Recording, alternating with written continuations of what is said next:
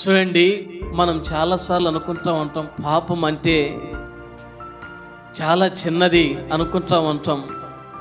చాలా జాగ్రత్తగా ఉండాలి. పాపం అనేది చాలా భయంకరమైనది.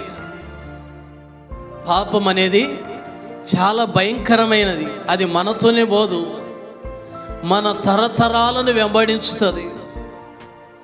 పాపం అనేది మనం చేసుకున్న పాపము మనతోనే పోకుండా మన కడుపున పుట్టినటువంటి బిడ్డలకు మనం చేసిన పాపం వారిలో కూడా ప్రవేశిస్తుంది. ఎందుకంటే వాళ్ళు కూడా మన రక్తాన్ని పంచుకొని పుట్టిన బిడ్డలు కాబట్టి అదే పాపము బిడ్డలను కూడా ఏలుబడి చేస్తుంది.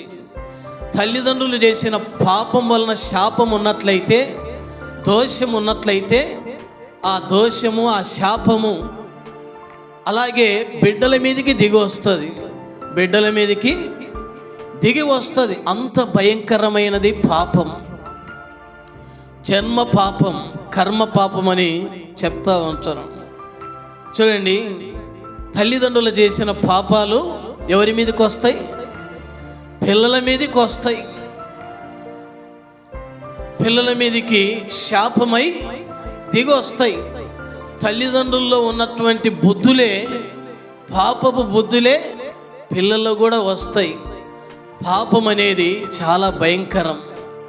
ఆజ్ఞ అతిక్రమమే పాపం. పాపము వలన వచ్చు జీతము మరణం.